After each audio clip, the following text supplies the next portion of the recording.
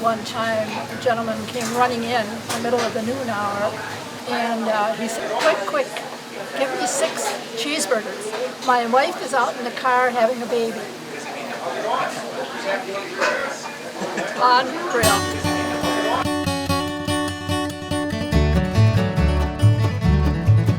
Well, okay, we got 1,200 pounds of beef that's come off this animal. That nets about 2,400 burgers. That's a big girl right there.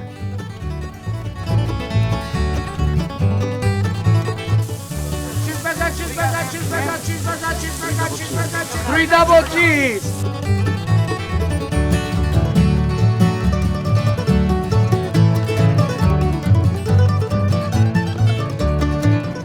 Fussy eater. I eat pretty much any kind of food.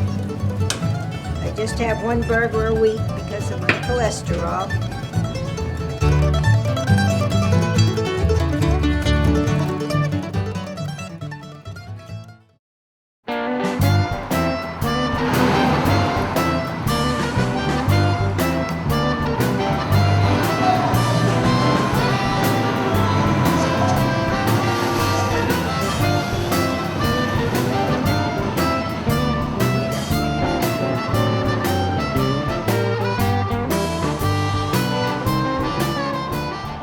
We're at 205 Beale Street in Memphis, Tennessee, the home of the original deep fried hamburger, Dyers world famous hamburgers.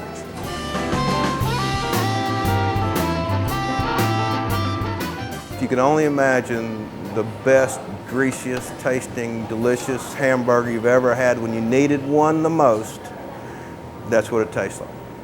A gentleman by the name of Elmer Dyer came up from northern Mississippi to Memphis in 1912 and started Dyer's hamburger restaurant. Well, back then, you know, they didn't have the flat tops and all this, so they cooked in a cast iron skillet.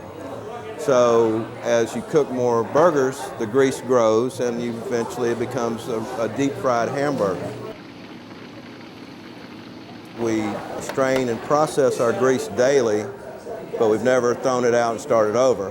So somewhere in there is molecules from 1912. That's what makes it so good. We take the meat out, roll it into balls, take our spatula and pounder and pound it flat out, scrape it off a marble countertop, and plop it in our 90-year-old grease.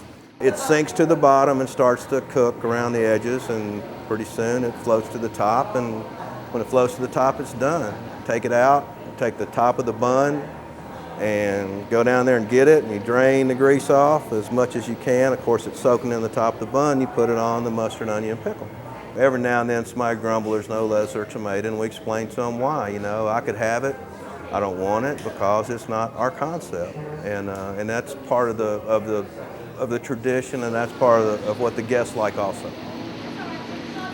An average day at Dyers on Beale, we probably prepare, oh gosh, 300, 400, 500 hamburgers because we sell a lot of the double and triples. You may be getting 1 burger to your table, but it might have up to 3 patties on it. So it's a lot of hamburger meat.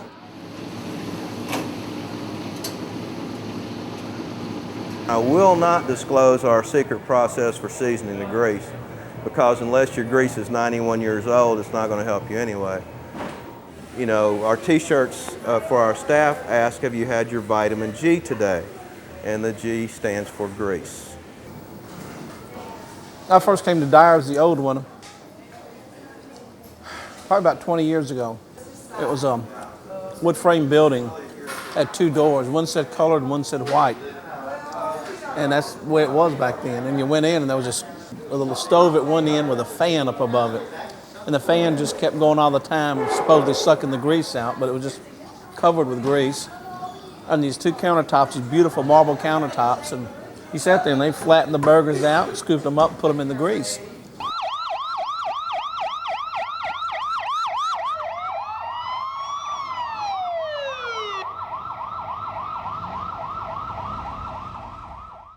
We moved to Beale Street in March of '97. At that time, the current mayor of Memphis, who was W.W. Harrington, still is, a great customer, grew up in the area, had a police escort, armored car, The grease was sealed in crime tape, put in the back of the armored car, and police escorted from there to this location. Set it right here. As soon as Mayor Hampton arrives, we'll cut it open, we'll go inside, and we'll cook lunch. When we arrived, we had both the city county mayors, most of the city council, folks from Good Morning America were here to film the move, and it was broadcast nationally.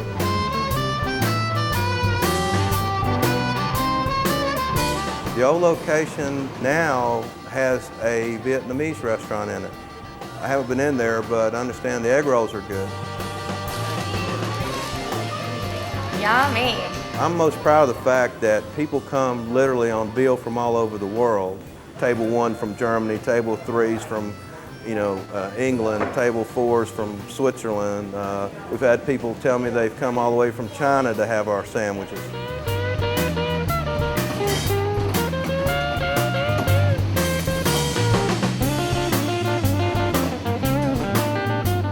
Pride, tradition, and grease. You know, we take pride in what we do, we have tremendous tradition, and it's all about the grease. If you are watching your health at all, I would recommend going next door. We've been doing it for 91 years, so obviously something's working. It's evolved, but yet it stayed the same. You know, the whole key is the hamburger deep fried in the grease, and that's not changed one bit.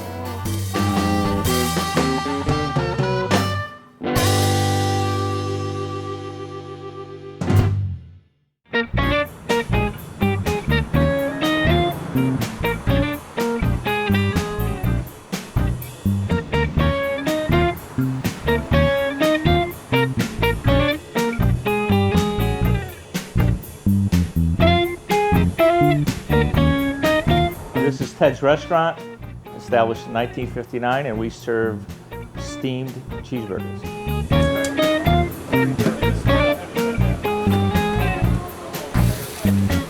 Honey and mustard for here, Kevin.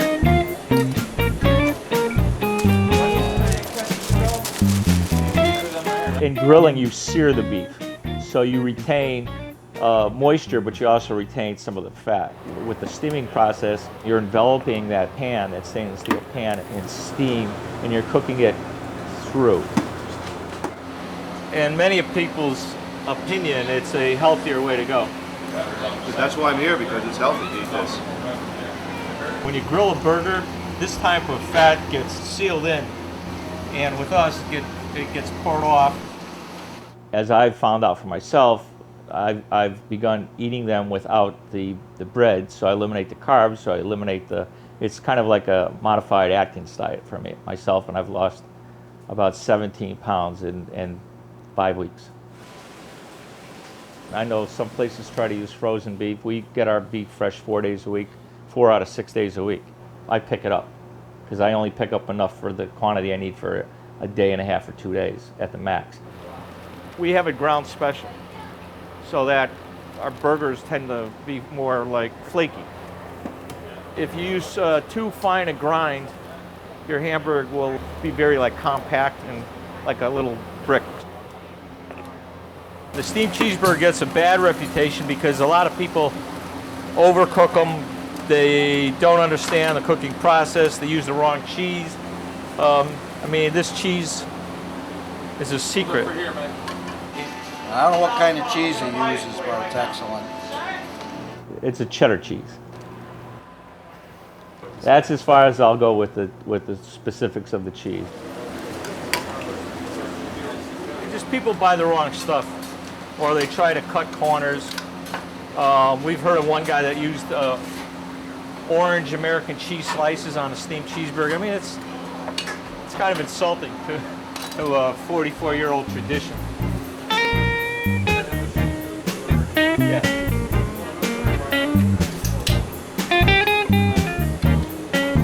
I started when I was 11, when my father first opened up the place. My dad started it, and I took over on my 21st birthday, which was several years ago. Ted passed away a number of years ago. I took over in 1972. I mean, this is what I know, and this is what I try to do best. It's truly my belief that if you sell one product and you do it well, you're better off than selling 7 different kinds of chicken salad sandwiches. Within probably a 25-mile radius of here, there are about 6 or 7 places that serve steamed cheeseburgers. However, we're the only place that sells 10 hot dogs a week and 800 cheeseburgers. Lettuce, tomato. I helped the guy who later patented a model called the Burger and Tender. And he would come in, Dale Greenbacker would come in on a bi-monthly basis and ask me about, you know, try this out, try this out. Each box holds 12 meat and 12 cheese.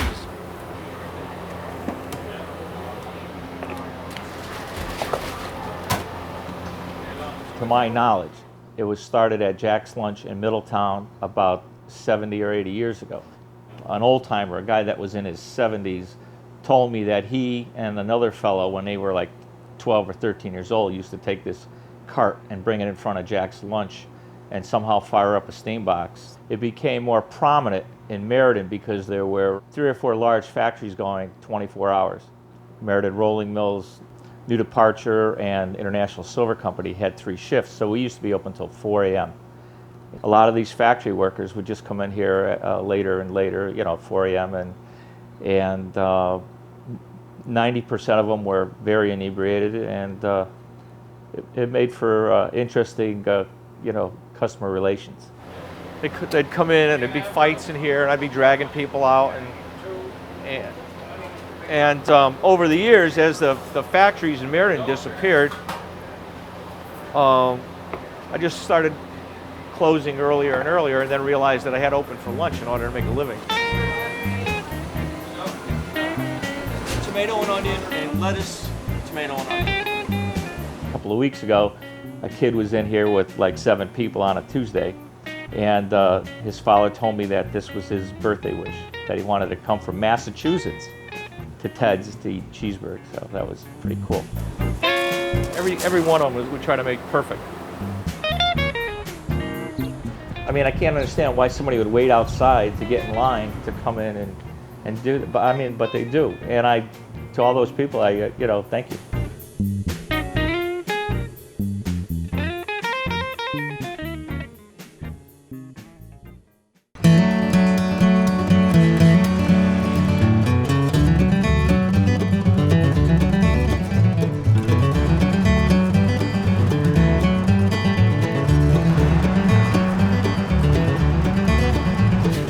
William Drive-In, home of the Goober Burgers.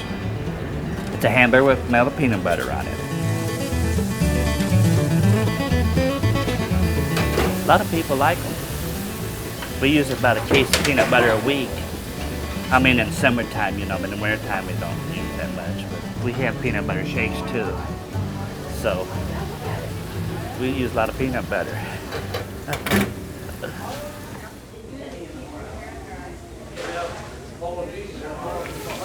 Well, the Goober Burger started in 48.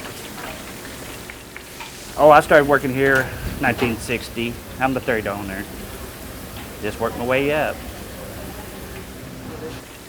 And I've been here 43 years altogether. It's a job. You gotta work somewhere.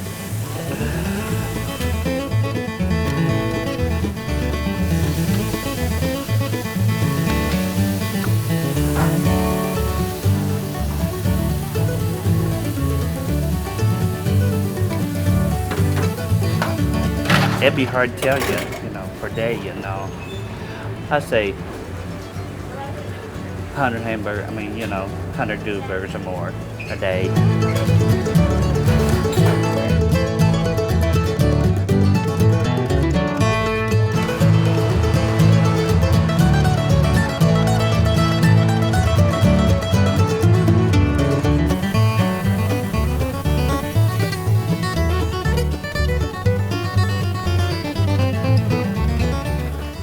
I retired 17 years ago, and I've been coming here ever since I retired.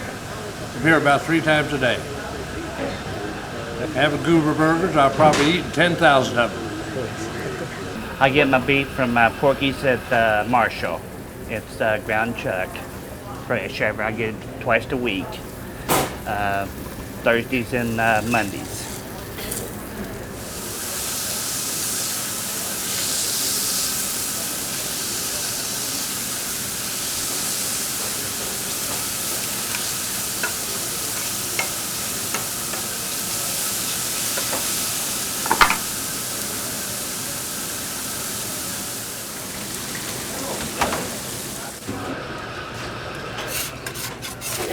Goober's been made for, what, 53 years. I mean, that's a lot of peanut butter in 53 years. My husband and I came here when we were dating, and that was about 38, 39 years ago. Yeah. John and I grew up about 3 blocks apart from one another, so I've known him for a long time. And in high school, this is where he started.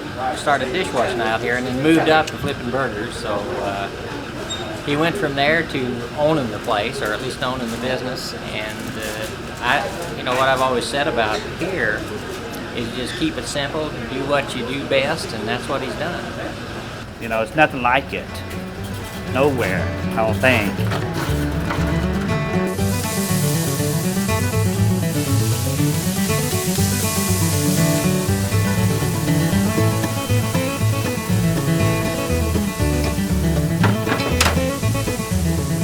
It's going to be here for a long time. It's one of the major things that we sell, next to the cheeseburger.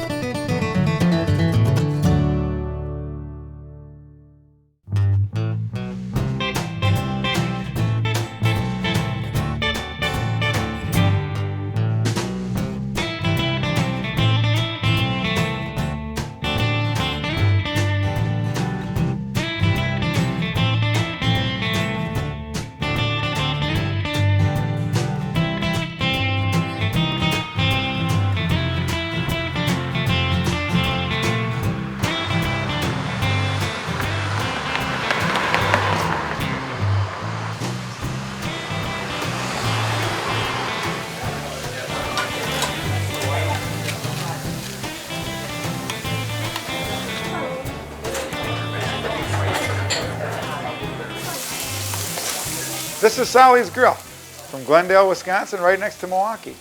And we serve the old-fashioned Butterburger.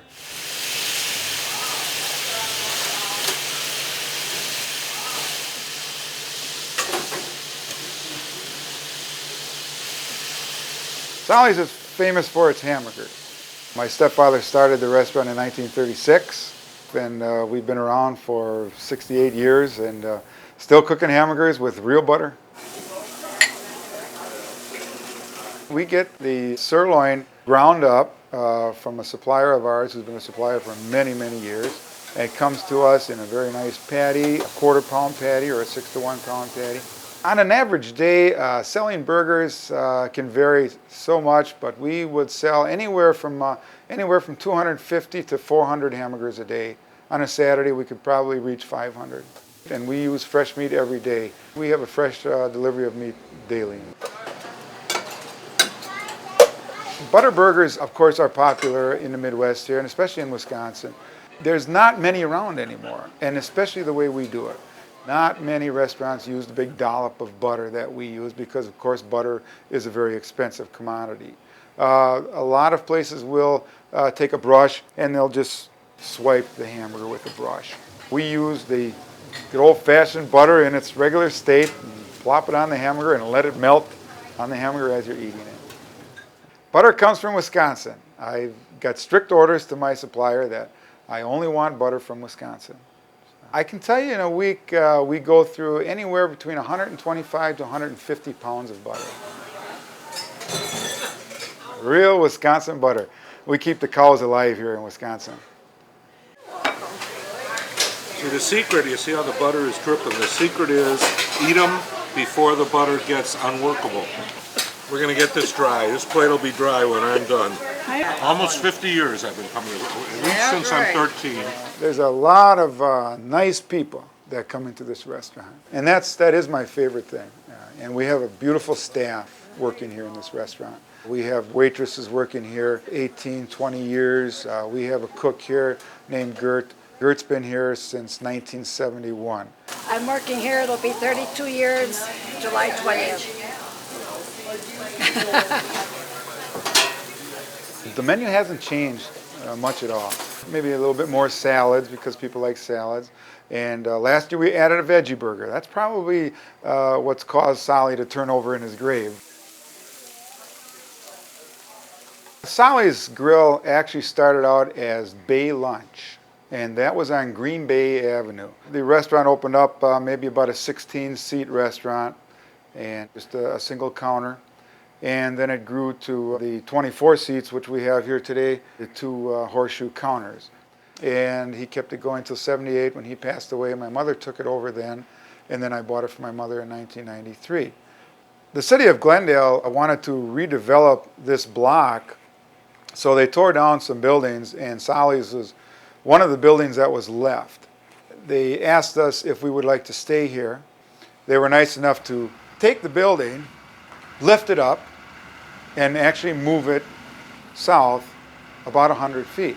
That move took about 6 months, so we were actually closed for about 6 months. And we were paying our employees and trying to keep it going without business coming in. Now, when we reopened after 6 months, and people have been waiting for these Butterburgers, it's like getting a Butterburger fix. It was a complete, utter mess. We had people. Now, understand, we opened up on the 12th of December. Now, in Wisconsin, the 12th of December is very, very cold. That day, we got a 12-inch snowstorm. There were hundreds of people. There were people standing all the way down this aisle here, down this hallway, all the way outside the porch, all the way down the sidewalk, down the block, in 20-degree weather. When they walked in here, when we opened up, they said, doesn't look any different. They sat down and started eating the cheeseburger, the Butterburger. It's kind of incongruous what's being built down the street right next to us here. It's called the Milwaukee Heart Hospital. And right next to the Butterburger, capital of the world. We have 90-some-year-old people coming here. People that actually went to Solly's in the late 30s.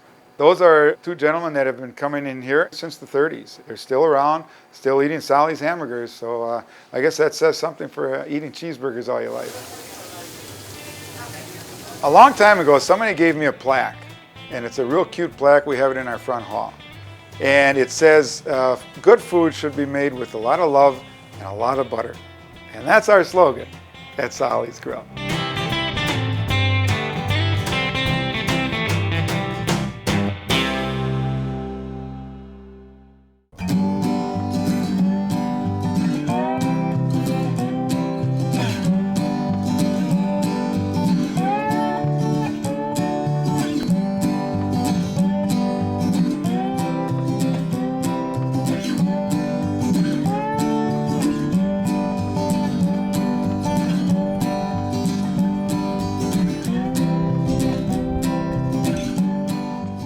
We're out in the middle of nowhere, you know, and the good thing about us, we're the only thing in nowhere.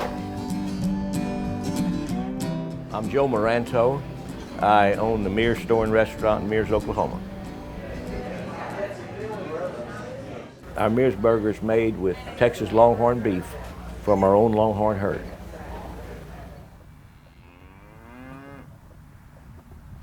Look yeah! Look yeah! Look yeah! Come on! Come on up! In 1836, they had the Texas Revolution, and when that was over, there was a dispute over exactly where the border was between Texas and Mexico. And all the ranchers in there were in this no man's land where there was constant fighting. And so they left, and of course they left the cattle.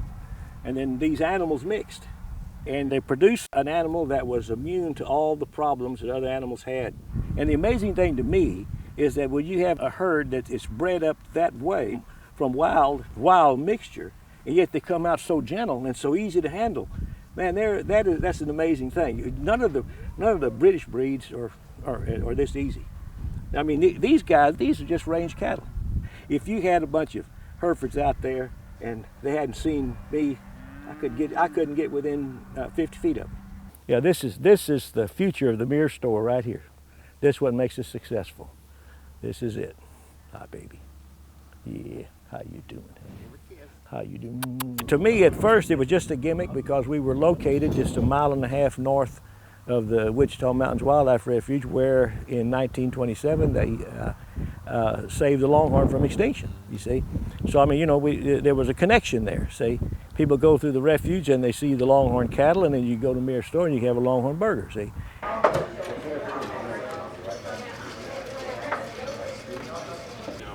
Our burger is a half-pound burger on a 7-inch bun. We make it with mustard, pickles, tomatoes, green leaf lettuce, red onions, and lean Texas Longhorn beef. The fat on my beef, because I raise it, I know what it is, the fat on my beef is good for you, because the fat on my beef is yellow fat. But now you get fat white on the cow by feeding them corn, and these are the things that best builds the cholesterol. But if you have yellow fat, that cow was raised on grass, that cow was raised on green feed. Yellow fat is caused by the chlorophyll and the beta carotene that's in the grass, and I'll guarantee you, it ain't gonna hurt you. The average cattleman is scared to death of the horns. And on other breeds, I would be too. But these Longhorns they know where the tip of that horn is and they know what to do with it. Look at mama taking care of her baby. That's a good mama, yeah. Longhorn cattle is the only beef breed that I know of that has a lower cholesterol in it than chicken or turkey. People who come in and buy chicken over beef, they just don't know any better. Our burgers are 95 to 97% lean. We make what we call a cowboy burger, which is one with mustard. That's what the cowboys like, okay? So occasionally someone comes in here from the east, south, somewhere, they want mayo. Why don't you put mayo on you? Well, we call that a sissy burger. We have people come in sometimes and want ketchup on it. Well, we call that the Yankee burger. We think ketchup belongs on the fries, you know. Seismograph was installed here in 1985, and the purpose of it was to monitor the Mears Fault, which is a major fault that's located just 2 miles north of us, and it's the only surface breaking fault, or that means the only fault that you can see from the air east of the Rocky Mountains. Since I've been doing this in '85, we've had 2 pretty good sized earthquake 4-pointers here that let's just say this, if I have to choose between an earthquake or a tornado, I think I'll take the tornado. We've had earthquakes close to us that actually broke this pin. We're very sensitive. We're the most sensitive station in this part of the world. We picked up Russian nuclear tests. Yeah, we caught them when they were sneaking. This is a family business, definitely a family business. I married Margie in 1983, shortly after we bought the store. Margie had 2 children. Peter operates our cattle operation. He's the head man, he's the cowboy in the family. And of course Margie, she's back there cooking hamburgers now, see? And that's her true love. In 1939, I believe it was, we finally got rural electric power out here. And so the business expanded, and also what it allowed them to do was to start grinding hamburger meat and making hamburgers. First time I came here was 1961, and I saw the fresh ground beef, you know. I said, one of these days I'm gonna own this place. I told the owner at that time, if you ever decide to sell this place, let me know. My daddy was a butcher. When I was real small, a lot smaller than I am now, I would stand on an apple crate and shove the meat into the grinder for my dad. We grind every day. We try to keep it as fresh as we possibly can. There'll be some left over at night, which you'll start off the next day with. However, we have to grind that day to keep the proper supply up. In fact, Saturday and Sunday, we just continually grinding, basically. We sell a lot of burgers, a lot of burgers. They wait in line for the burgers. They come in here hungry and they leave full. And that's a very satisfying to me, to know that I took care of their needs. And They came here because they wanted to come here. This road is a destination point. This is where people go to. See, you don't go by, you go to. I've been around here a long time. I was born in 1930. Makes me 73 years old right now. I've eaten beef all my life. My daddy was a butcher, you know, and I mean, hadn't hurt me any.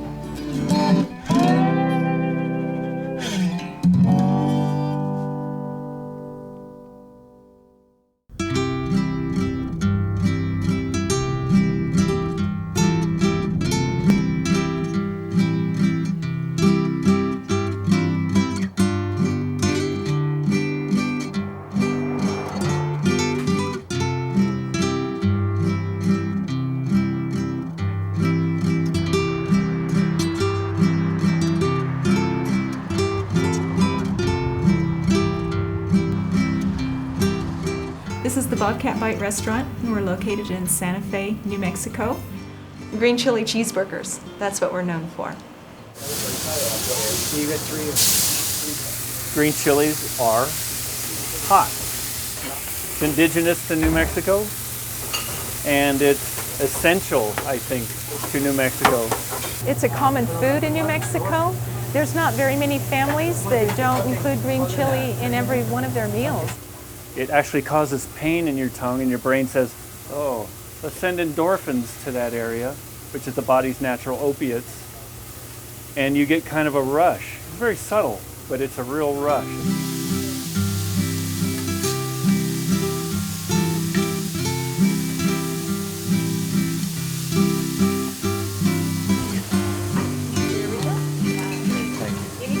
I'm going to estimate that we probably go through about 80 pounds of chili a week.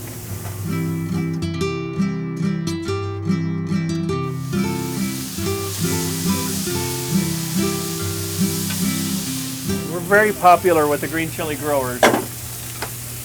We like them and they like us. The restaurant has been here for almost 50 years. Prior to that, it was a trading post and a gun shop. It's been in the same family since the beginning. It's my grandma and grandpa, Don and Shelba Searles, were here for 10 years, and my parents were here for 22 years, Bobby and Judy Amos. The Bobcat sits on a 100-acre ranch, and in its day it used to be a working quarter-horse ranch.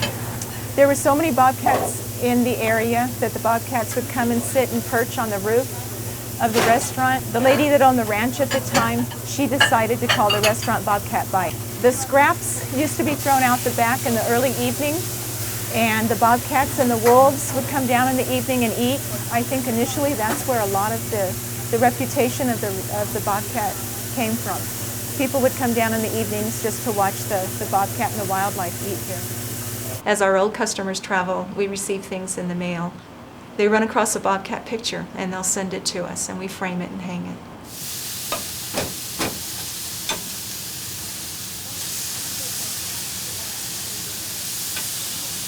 The green chili cheeseburger has been here since 1953, since it opened. It's always been on the menu, forever. Customers work with us. Somebody will come in and they realize how tiny we are. We can only seat 26. They'll pull up with a bus and say we have 35 people. And they realize that they have to wait. They'll eat in shifts. They'll fill up the counter. When tables empty, they'll come in. A lot of times they'll let some of our local people come in ahead of them. We have had some of our customers tell us that they were out there for an hour, but it's well worth the wait. And that makes us feel good.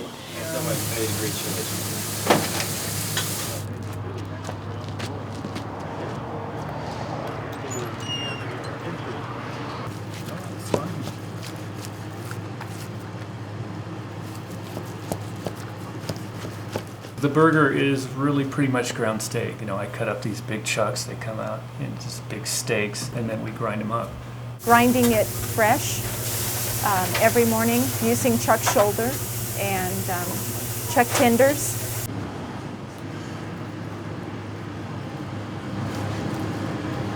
It just doesn't get any fresher than this.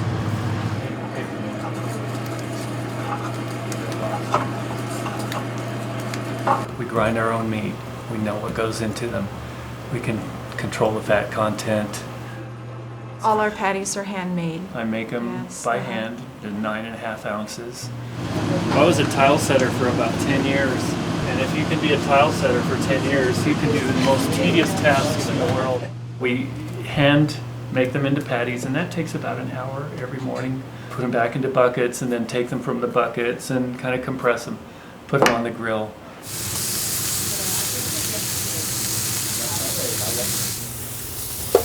It's all gone by the end of the evening. We run out periodically. We've actually, this past summer, when we did run out, have one of our customers say, well, I'll just run down to the store, pick up some burger and bring it back, and you can cook it for me. And I thought, no, we can't do that. You know, you know, because we do grind our own. It tastes a lot different. They wouldn't be very happy with what they got.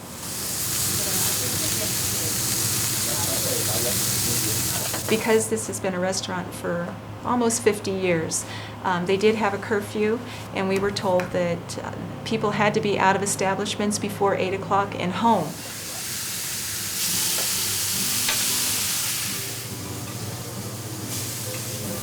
The hamburger as a factory product has become ubiquitous and is too similar to the point where every city has lost its individuality. I love burgers, I really do. I do not order them when I go out anywhere just because I feel like this is the best.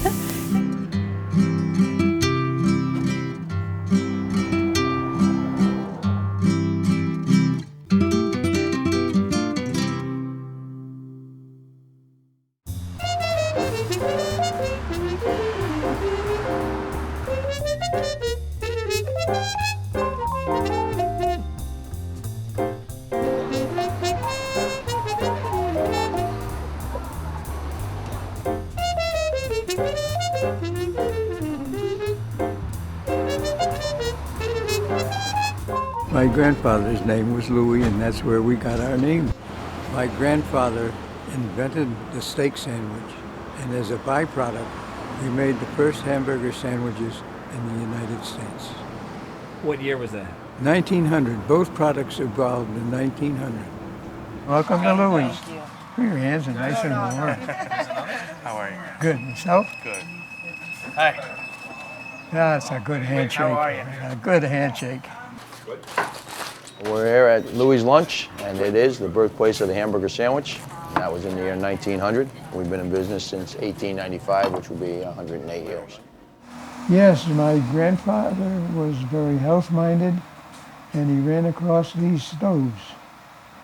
And they're dated 1898, and from the time he opened up until now, our whole menu revolves around the stoves.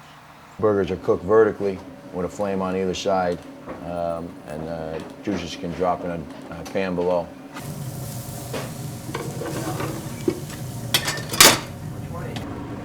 The broilers are the original ones that my husband's grandfather cooked the first hamburgers. And the date on them is 1898.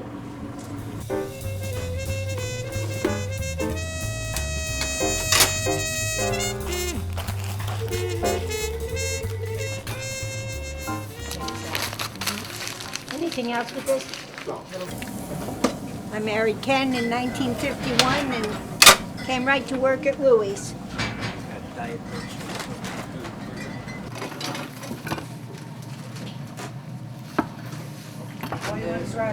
When I had to work and the kids were in school, when they got out of school, and we'd have to bring them down here so we could keep an eye on them. Anybody else waiting for water? Please. So while they were here, this will work. Peel onions, wash dishes. Those were the days before dishwashers, you know?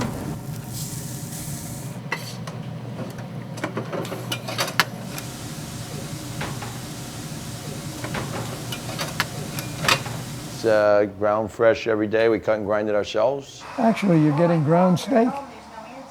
All we add is all salt and pepper and TLC.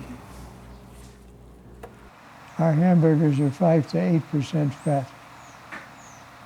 So they're pretty lean babies. I haven't been to South. Yeah, 4 tickets. In Florida.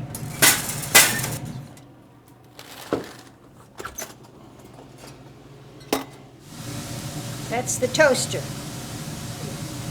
Because the first burgers were made on toast. And we've kept that tradition right through the years. That's the way grandfather started them, and so we've kept them that way right along. They're not served on buns, just on toast.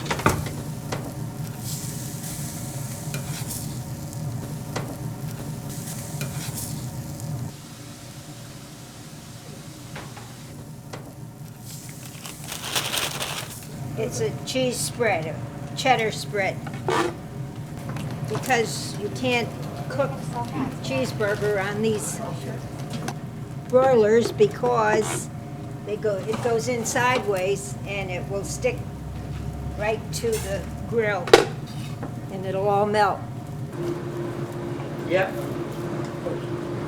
I was at McDonald's, but not for a burger. I went for the fish fillet. I haven't had a hamburger anywhere except Louis' in 53 years. Ketchup is a very strong flavor. If we put that on the sandwiches, it'll destroy every single thing we're trying to give you. My great-grandfather made the first one. He made it without ketchup. And one, we like to adhere to his standards back then. And number two, we honestly and truly believe you don't need it because it's the best burger there is.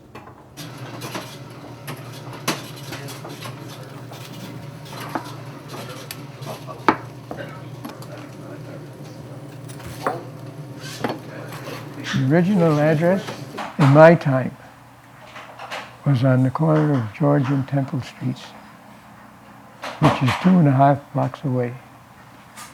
And the redevelopment agency was bound and determined it was going to tear us down. The city wanted to tear us down to make room for a doctor's building. The property we did not own. So my father fought the city of New Haven for roughly 10 years for survival. And a week before we were supposed to be closed up and moved, we were able to buy this piece of land from a lady in Florida who read about it in a newspaper article down in Florida, who was actually originally from New Haven at one time. I remember riding on the back of the truck when the building was brought up here. I know from the corner of George and Temple to come up to this location, it took 45 minutes.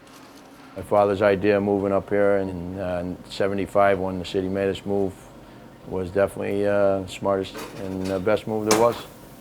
No, this was in my father's age. He redesigned this building in 1929. And if you felt here, there's an original counter from the lunch wagon that I've never even seen. My dad said it was all carved up like everything else around here. I'm lucky it's not me. I believe it was somewhere in the early 70s. Someone in the McDonald's Corporation or chain of command somewhere on the East Coast had come to my father and had made an offer to him to purchase Louis. And it was, at that time, a rather large sum of money. He quickly declined. You know, that's my father. Money has no bearing on him. It's all about history and pride and family. I try to keep that tradition going today.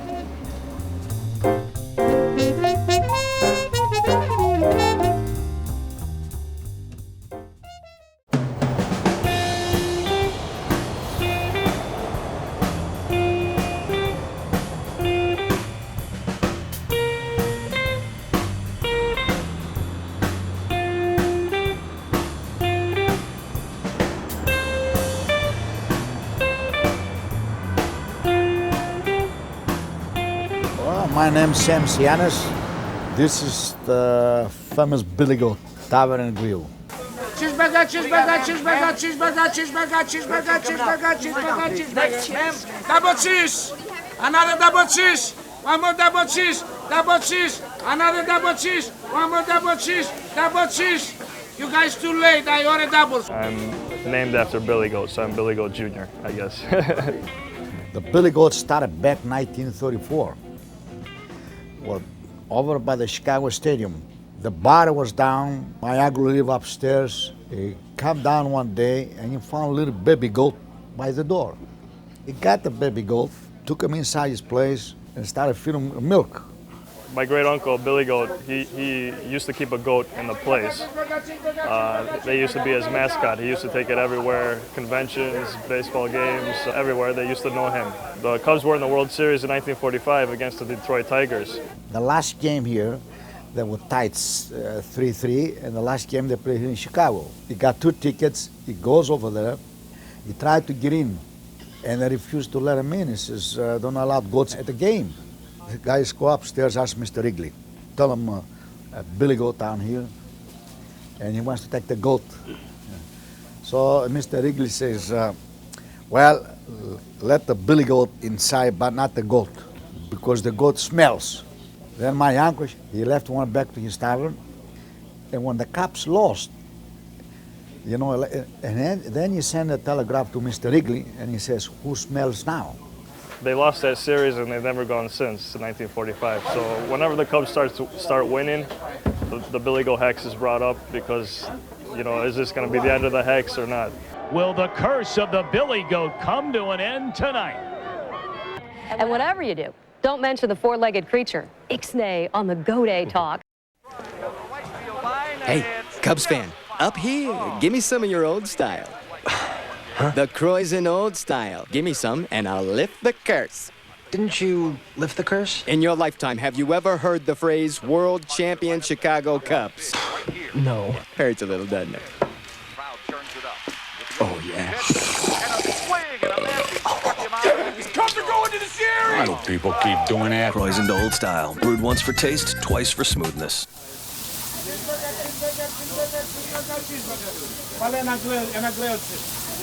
When the Chicago Stadium needed parking out there, we had to move from there.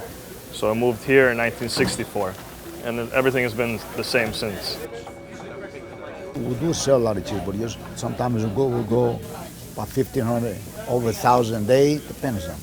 Well, it depends if, like today, we're gonna do that, over 2,000 today. We probably could go over 200,000, 300,000 a year patties.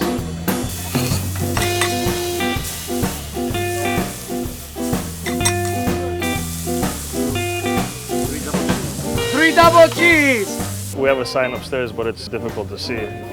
We're located in Lower Michigan Avenue, but a lot of people still end up finding us.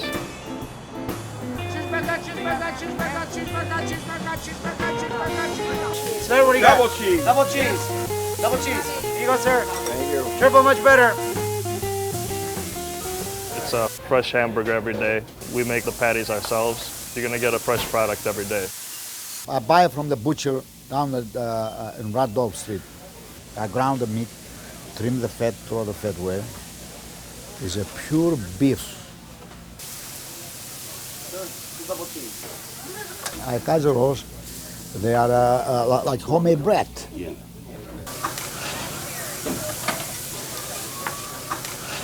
The pickles, we got the best pickles.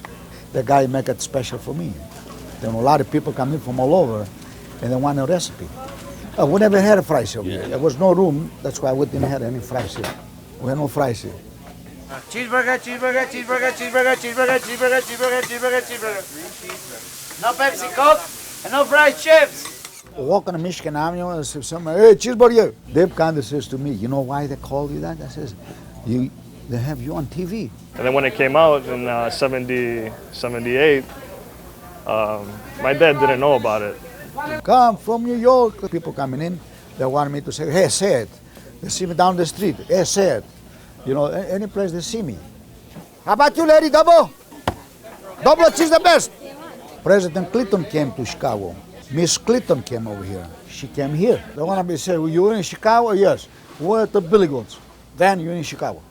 No fried chips and no Pepsi Coke. There's 6 kids altogether. I'm the oldest. You know, all of us have gone through school. I got a degree in architecture. My brother has a degree in law.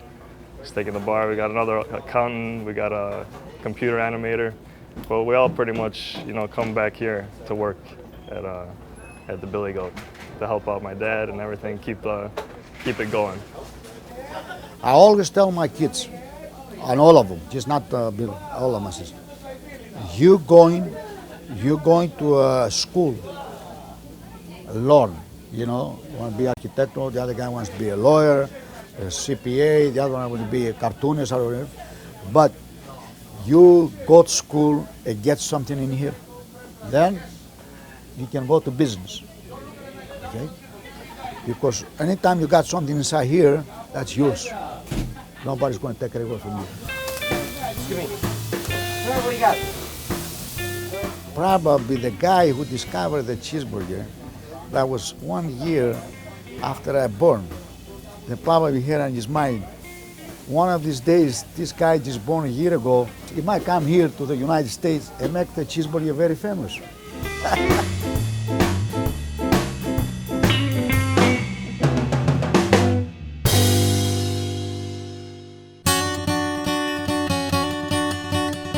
Well, I could tell you, but so informed I'd have to kill you.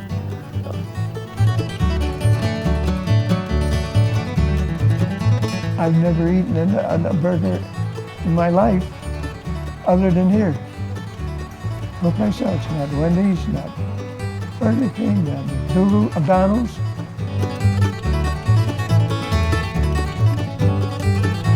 The trouble with the world is that you got people who know what they know. They know they know. You got people who don't know, and they don't know they don't know.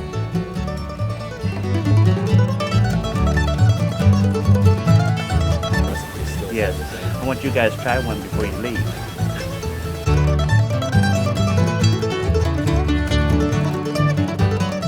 In my time off, I like to fish a lot or garden and do a little artwork. I used to do a little artwork. Don't have much time for it anymore.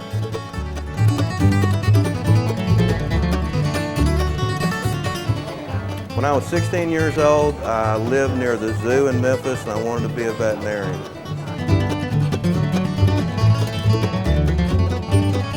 In my time off, I melt down quite a bit because this takes a lot of energy. But I do like to do projects at home.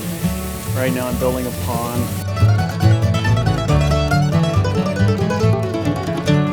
But for lunch I usually have a salad, and sometimes I eat hamburger too. Because my hamburger, I'm not worried about getting fat because it's very lean.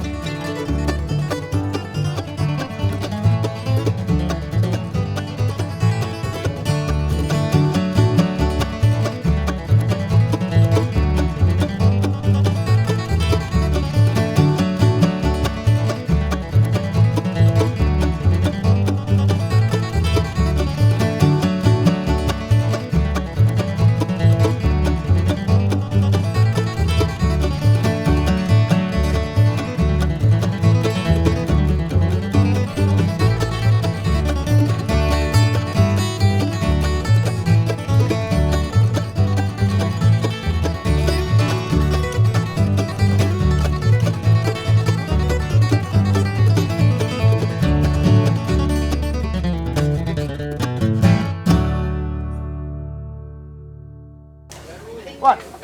Let me think about it for a second. Don't think about it. Double cheese! I ordered already for you.